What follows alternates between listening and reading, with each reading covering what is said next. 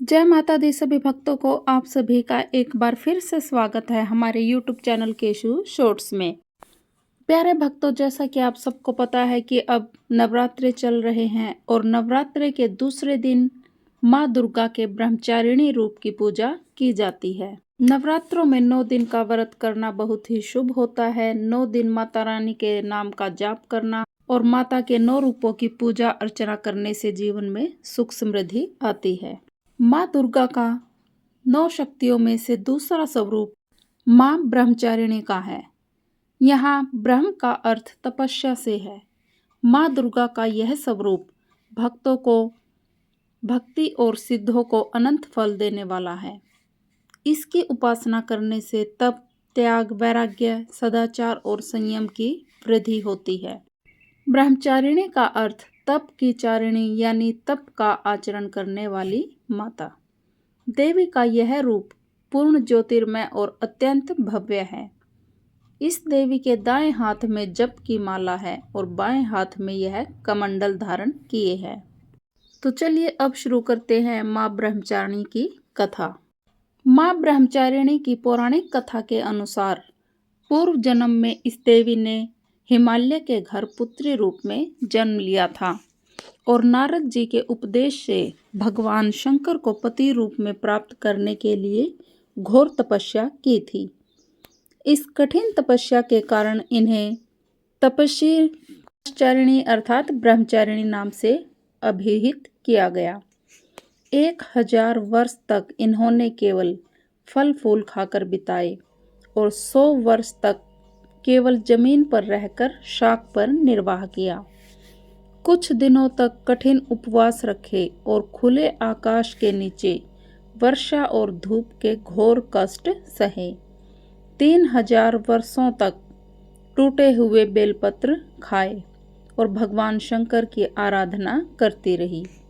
इसके बाद तो इन्होंने सूखे बेलपत्र खाना भी बंद कर दिए। कई हजार वर्षों तक निर्जल और निराहार रहकर तपस्या करती रही। पत्तों को खाना छोड़ देने के कारण ही इनका नाम अपर्णा पड़ गया। कठिन तपस्या के कारण देवी का शरीर एकदम कमजोर हो गया। देवता, ऋषि, सिद्धगण, मुनि सभी ने ब्रह्मचारिणी की तपस्या को अभूतपूर्व पुण्य का कृत्य बताया, सराहना की और कहा कि हे देवी, आज तक किसी ने इस तरह की कठोर तपस्या नहीं की। यह तुम ही से संभव थी। तुम्हारी मनोकामना अवश्य परिपूर्ण होगी और भगवान चंद्रमौली शिव जी तुम्हें पति रूप में प्राप्त होंगे। अब तपस्या छोड़कर घर लौट जाओ। जल्द ही तुम्हारे पिता तुम्हें बुलाने आ रहे हैं। इस देवी की कथा का सार ये है कि जीवन के कठिन संघर्षों में भी मन विचलित नहीं होना चाहिए। माँ ब्रह्मचारिणी देवी की कृपा से सर्व सिद्धि प्राप्त होती है। दुर्गा पूजा के दूसरे दिन देवी के इसी स्वरूप की उपासना की जाती है। माँ ब्रह्मचारिणी की पौराणिक कथा के अनुसार पूर्व जन्म में इस देवी ने हिमालय के घर पुत्री रूप में जन्म लिया था और नारद जी के उपदेश से भगवान शंकर को पति रूप में प्राप्त करने के लिए घोर तपस्या की थी। इस कठिन तपस्या के कारण इन्हें तपस्विनी अर्थात ब्रह्मचारिणी नाम से अभिहित किया गया। 1000 वर्ष तक इन्होंने केवल फल फूल खाकर बिताए और 100 वर्ष तक केवल जमीन पर रहकर शाक पर निर्वाह किया। कुछ दिनों तक कठिन उपवास रखे और खुले आकाश के नीचे वर्षा और धूप के घोर कष्ट सहे। 3000 वर्षों तक टूटे हुए बेलपत्र खाए और भगवान शंकर की आराधना करती रही। इसके बाद तो इन्होंने सूखे बेलपत्र खाना भी बंद कर दिए। कई हजार वर्षों तक निर्जल और निराहार रहकर तपस्या करती रही। पत्तों को खाना छोड़ देने के कारण ही इनका नाम अपर्णा पड़ गया। कठिन तपस्या के कारण देवी का शरीर एकदम कमजोर हो गया। देवता, ऋषि, सिद्धगण, मुनि सभी ने ब्रह्मचारिणी की तपस्या को अभूतपूर्व पुण्य का कृत्य बताया, सराहना की और कहा कि हे देवी, आज तक किसी ने इस तरह की कठोर तपस्या नहीं की। यह तुम ही से संभव थी। तुम्हारी मनोकामना अवश्य परिपूर्ण होगी और भगवान चंद्रमौली शिव जी तुम्हें पति रूप में प्राप्त होंगे। अब तपस्या छोड़कर घर लौट जाओ। जल्द ही तुम्हारे पिता तुम्हें बुलाने आ रहे हैं। इस देवी की कथा का सार ये है कि जीवन के कठिन संघर्षों में भी मन विचलित नहीं होना चाहिए। माँ ब्रह्मचारिणी देवी की कृपा से सर्व सिद्धि प्राप्त होती है। दुर्गा पूजा के दूसरे दिन देवी के इसी स्वरूप की उपासना की जाती है। माँ ब्रह्मचारिणी की पौराणिक कथा के अनुसार पूर्व जन्म में इस देवी ने हिमालय के घर पुत्री रूप में जन्म लिया था और नारद जी के उपदेश से भगवान शंकर को पति रूप में प्राप्त करने के लिए घोर तपस्या की थी। इस कठिन तपस्या के कारण इन्हें तपस्वी ब्रह्मचारिणी अर्थात ब्रह्मचारिणी नाम से अभिहित किया गया। 1000 वर्ष तक इन्होंने केवल फल फूल खाकर बिताए और 100 वर्ष तक केवल जमीन पर रहकर शाक पर निर्वाह किया। कुछ दिनों तक कठिन उपवास रखे और खुले आकाश के नीचे वर्षा और धूप के घोर कष्ट सहे।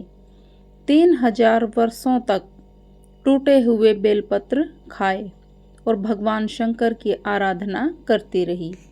इसके बाद तो इन्होंने सूखे बेलपत्र खाना भी बंद कर दिए।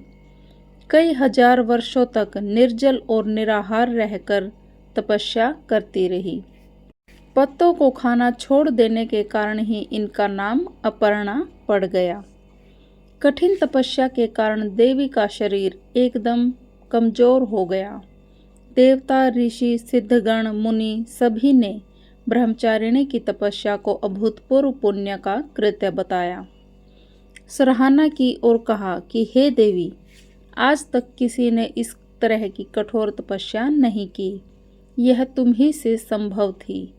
तुम्हारी मनोकामना अवश्य परिपूर्ण होगी और भगवान चंद्रमौली शिव जी तुम्हें पति रूप में प्राप्त होंगे। अब तपस्या छोड़कर घर लौट जाओ। जल्द ही तुम्हारे पिता तुम्हें बुलाने आ रहे हैं। इस देवी की कथा का सार ये है कि जीवन के कठिन संघर्षों में भी मन विचलित नहीं होना चाहिए। माँ ब्रह्मचारिणी देवी की कृपा से सर्व सिद्धि प्राप्त होती है।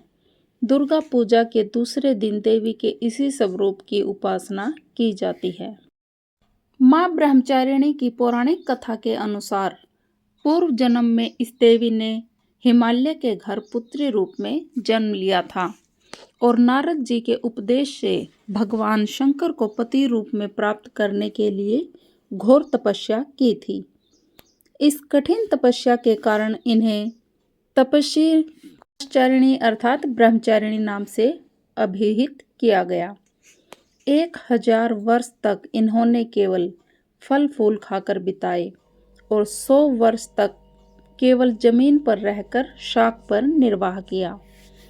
कुछ दिनों तक कठिन उपवास रखे और खुले आकाश के नीचे वर्षा और धूप के घोर कष्ट सहे।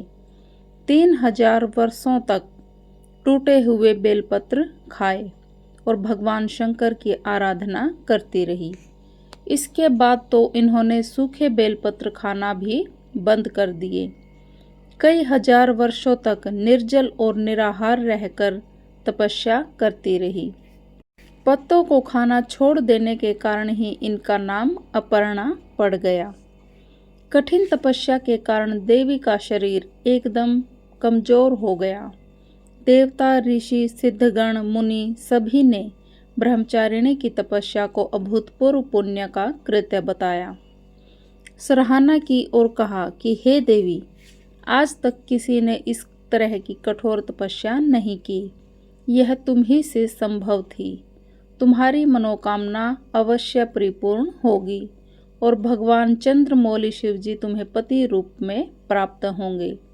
अब तपस्या छोड़कर घर लौट जाओ। जल्द ही तुम्हारे पिता तुम्हें बुलाने आ रहे हैं। इस देवी की कथा का सार ये है कि जीवन के कठिन संघर्षों में भी मन विचलित नहीं होना चाहिए।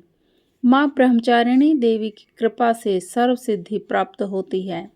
दुर्गा पूजा के दूसरे दिन देवी के इसी स्वरूप की उपासना की जाती है। माँ ब्रह्मचारिणी की पौराणिक कथा के अनुसार पूर्व जन्म में इस देवी ने हिमालय के घर पुत्री रूप में जन्म लिया था और नारद जी के उपदेश से भगवान शंकर को पति रूप में प्राप्त करने के लिए घोर तपस्या की थी। इस कठिन तपस्या के कारण इन्हें तपस्विनी अर्थात ब्रह्मचारिणी नाम से अभिहित किया गया। 1000 वर्ष तक इन्होंने केवल फल फूल खाकर बिताए और 100 वर्ष तक केवल जमीन पर रहकर शाक पर निर्वाह किया। कुछ दिनों तक कठिन उपवास रखे और खुले आकाश के नीचे वर्षा और धूप के घोर कष्ट सहे। 3000 वर्षों तक टूटे हुए बेलपत्र खाए और भगवान शंकर की आराधना करती रही। इसके बाद तो इन्होंने सूखे बेलपत्र खाना भी बंद कर दिए।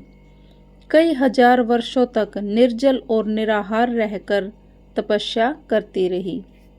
पत्तों को खाना छोड़ देने के कारण ही इनका नाम अपर्णा पड़ गया। कठिन तपस्या के कारण देवी का शरीर एकदम कमजोर हो गया। देवता, ऋषि, सिद्धगण, मुनि सभी ने ब्रह्मचारिणी की तपस्या को अभूतपूर्व पुण्य का कृत्य बताया, सराहना की और कहा कि हे देवी, आज तक किसी ने इस तरह की कठोर तपस्या नहीं की। यह तुम ही से संभव थी। तुम्हारी मनोकामना अवश्य परिपूर्ण होगी और भगवान चंद्रमौली शिव जी तुम्हें पति रूप में प्राप्त होंगे। अब तपस्या छोड़कर घर लौट जाओ। जल्द ही तुम्हारे पिता तुम्हें बुलाने आ रहे हैं। इस देवी की कथा का सार ये है कि जीवन के कठिन संघर्षों में भी मन विचलित नहीं होना चाहिए। माँ ब्रह्मचारिणी देवी की कृपा से सर्व सिद्धि प्राप्त होती है। दुर्गा पूजा के दूसरे दिन देवी के इसी स्वरूप की उपासना की जाती है। तो ये थी माँ ब्रह्मचारिणी की व्रत कथा। अगर आपको कथा पसंद आई हो तो वीडियो को लाइक और शेयर जरूर करें और चैनल को सब्सक्राइब करना न भूलें और मन में सच्ची श्रद्धा बनाए हुए माता रानी के नवरात्रे जरूर करें। आप सभी को एक बार फिर से चैत्र नवरात्रि की हार्दिक शुभकामनाएं। जय माता दी।